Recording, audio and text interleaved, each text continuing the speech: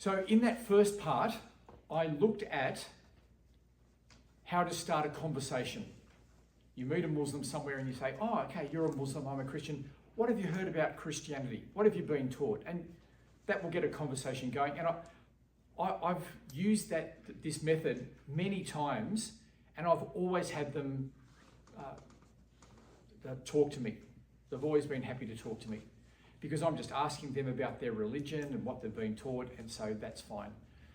Then what I say is, okay, can I show you one thing about Christianity? Can I show you one thing? And that's what I meant to say here was, I've always had them say, yeah, you can show me one thing.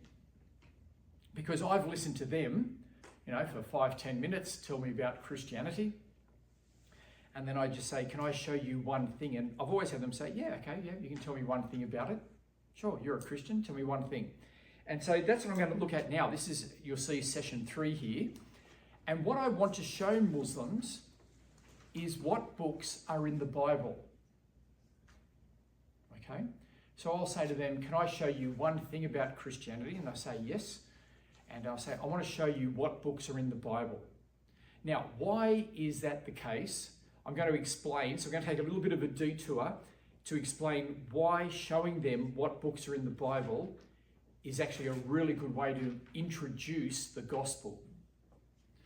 So think about Acts chapter 17, where the Apostle Paul is evangelizing first in a synagogue and then later in Athens. Now, when he's in the synagogue, he introduces the gospel by beginning in the Old Testament and talking about God's promises to the nation of Israel and how those promises have come to their fulfillment in Jesus. So that's how he introduces the gospel, from the Old Testament promises of God.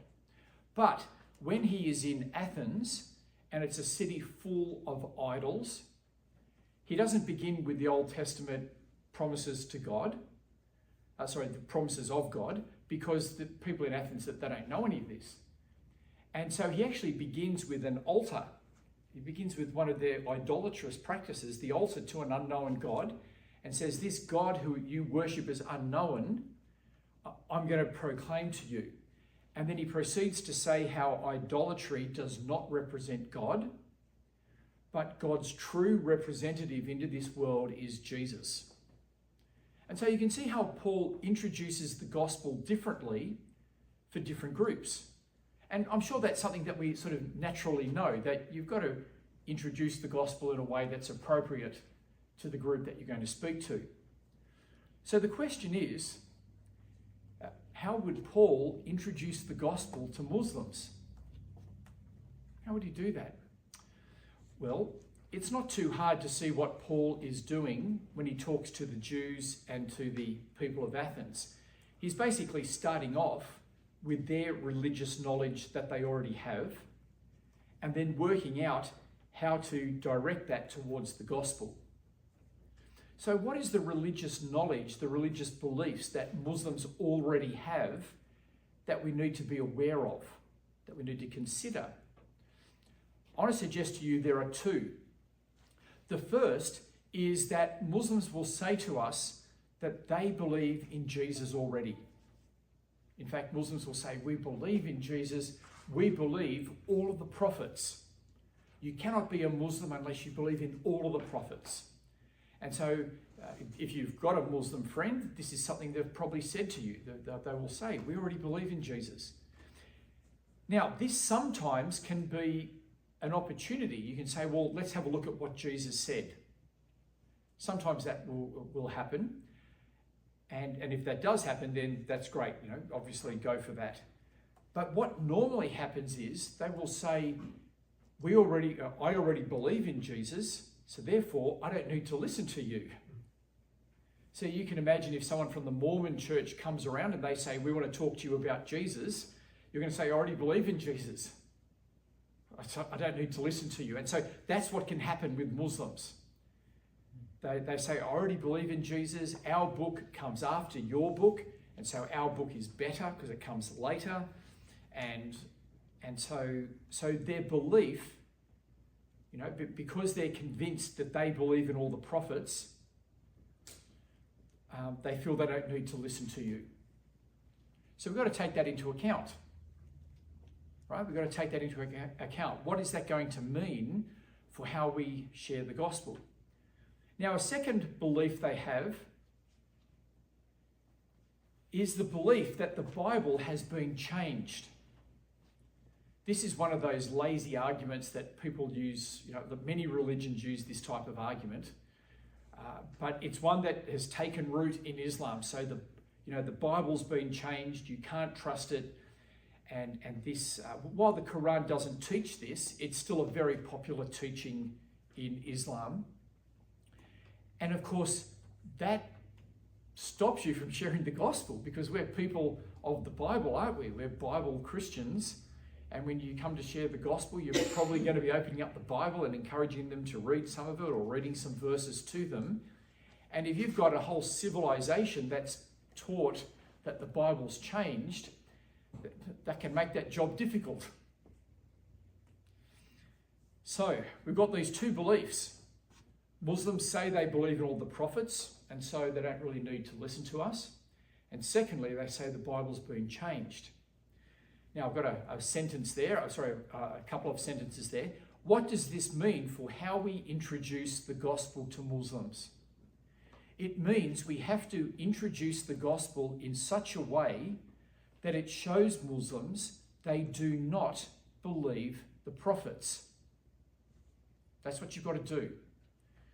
You need to introduce the gospel in such a way that you show Muslims they do not believe the prophets. And you need to make the Bible intriguing and surprising to them so that they will reconsider what they've been taught about it. They've already been taught some things about the Bible. We need to make the Bible, show them there's a lot more here than what they've been taught, so they'll reconsider it.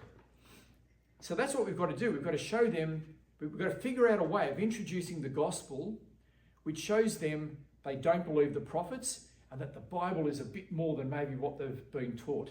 As it turns out, it's really easy to do this, and you can already do it. You already know how to do it. And I'm working my way through there. You'll get there soon.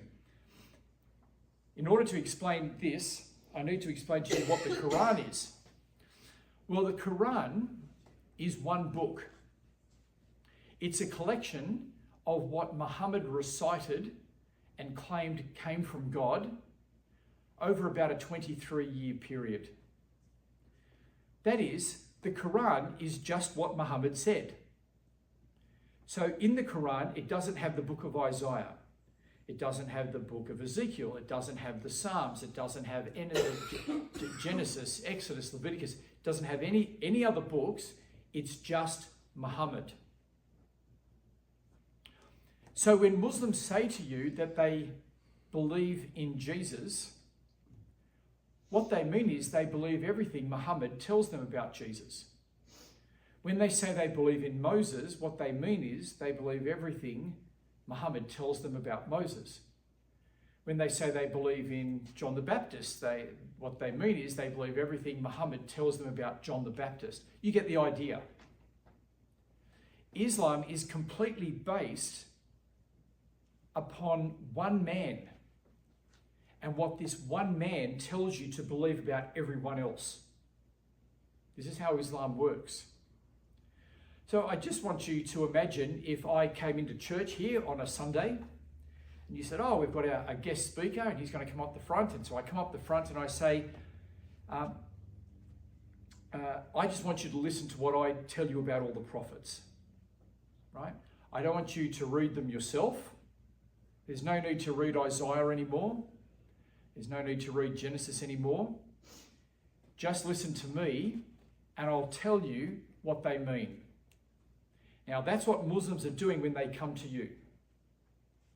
When Islam comes, this is their message. They don't articulate it like this, but in practice, this is what it is. Don't read any of the prophets yourself. Just listen to what I tell you about them. This is what Islam is. Now, it's exactly the same as the Baha'i religion. I don't know if you're familiar with the Baha'i religion. It comes hundreds of years after Islam. But the Baha'is, they believe in all the prophets. You cannot be a Baha'i unless you believe in all the prophets. So they believe in Muhammad. The Baha'i believe in Muhammad. They believe in Jesus. They believe in John the Baptist. They believe in Moses. They believe in David. They believe in all the prophets. But they only believe what their prophet, a man named Baha'u'llah, what he says about Muhammad, what he says about Moses, what he says about the prophets. See, Islam is exactly the same as the Baha'i religion. Now, Muslims don't accept the Baha'is. They just say, no, you can't just listen to one man tell you about Muhammad. You've got to read the Quran yourself, right? But they just want to listen to Muhammad tell them about everyone else. So don't be deceived. Muslims do not believe the prophets. When you hear Muslims say that, you'll hear them say this, oh, we believe in Jesus. You've got to say straight away, no, you don't. You believe in what Muhammad says about the prophets. You don't believe Isaiah. You don't read Isaiah. You just believe what Muhammad tells you about Isaiah. You don't read Jonah. You just listen to what Muhammad tells you about Jonah. You believe Muhammad. Muslims believe in the prophets in name alone. They only believe their name. They don't actually believe anything about them. Now, what about the Bible? How's the Bible different to the Quran? Well, the Bible's not one book.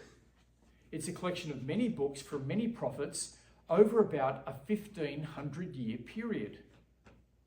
It's a long time the Bible's written over. From Moses right through to Jesus and his apostles. Roughly, we don't know the exact dates, but it's about 1,500 years. And so, as Christians, we don't have any one person telling us what to believe. We actually read all of the prophets ourselves. And that's actually hard work, isn't it? I don't think you realise how hard Christianity is. To have to go and read Isaiah, read Jeremiah. It's hard work reading Jeremiah. Let's be honest about it. It's a hard slog going through that. But we read all the prophets. We read Genesis. We seek to understand Genesis on its own terms and what part it plays in God's overall revelation. But we read Genesis. I've almost finished reading the Psalms, and then on to Proverbs, and I'm just reading all the prophets. So again, you can imagine if someone came into a church and just said, you don't have to worry about reading all these prophets. It's too hard. It's too hard. I'll just tell you what they mean.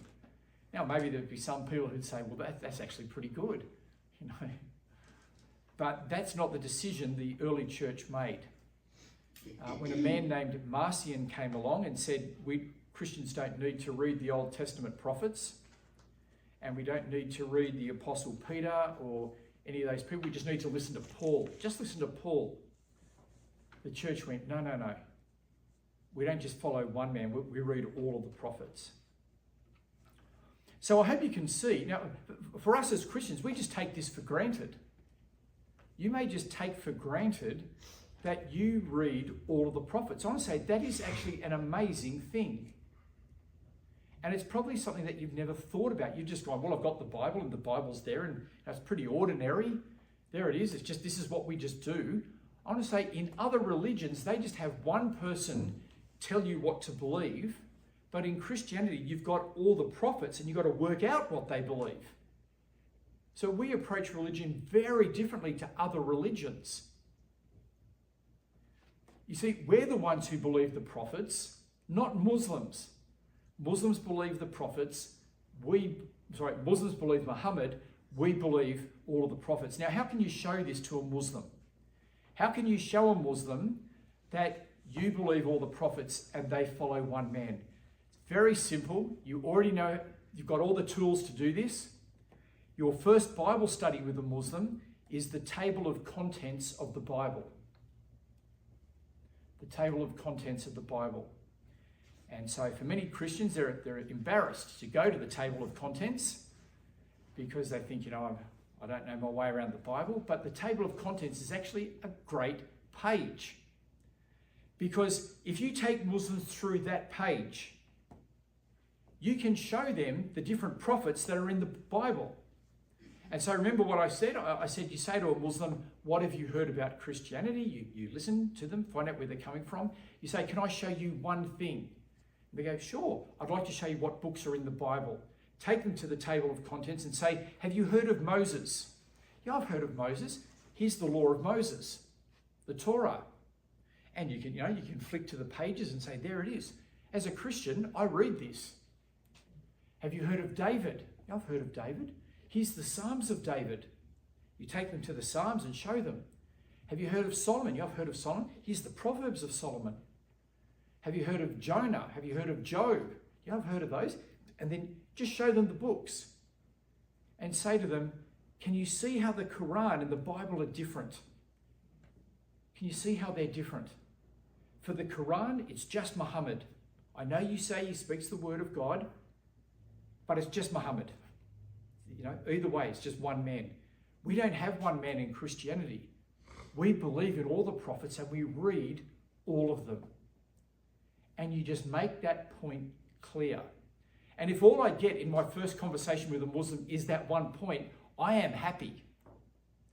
Because their whole confidence that they're right is that they believe all the prophets. So you need to understand, when you start showing this type of comparison, your average Muslim is not going to be happy. It's not an aggressive thing, but it's going to be uncomfortable because you are taking away the whole foundation of Islam. Islam is now just one man.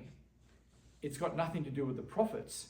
And they can see in practice that you're reading the prophets. Now, they might say to you, oh yeah, but the Bible's been changed. Some will say that. They say it a lot less once they start to understand what it is. And if they said, oh, the Bible's been changed, you just say, look, you're just changing the subject. Because even if the Bible was changed, you still follow one man. That doesn't, it's still just one man for Islam. So they're just trying to change the subject there. But they're well rehearsed on how to change the subject. And so you just need to really drill down and say, do you understand the difference? Because from my perspective as a Christian, you don't follow the prophets. When I look at Islam and what your practice is, you follow Muhammad. But for me, I read all the prophets. I do the hard work of understanding them. You just don't read them. Now, I have found that makes the Bible really interesting to Muslims because they're meant to believe in all the prophets. And George, Olin and my friend George, he loves to tell the stories of the Muslims where they've done outreach. And when he just shows them the table of contents, they go, wow, I never knew that. I had a green folder. I was going to bring some leaflets that I've printed, and maybe Olin can bring them here next time. So unfortunately, I left them back there. But I've got a leaflet called What is the Bible? And it's just a simple sheet of paper. It folds into 3. And it's called What is the Bible? And if you had a Muslim friend, you could just give them that. And it will explain everything I've just done here, just very briefly, just in a couple of hundred words. And so that's how I start my conversations. So to finish up, my first thing would be to say, what have you heard about Christianity? And just listen to them. Second thing would be, can I show you one thing? And that one thing would be what books are in the Bible. So we go to the table of contents and I show how the Bible and the Quran are very different books and how, you follow one man, I follow all the prophets. And I want to invite you to read some of the prophets, and then that's where I'd give them a gospel or invite them to a Bible study to find out more. So look, I'm going to finish up there.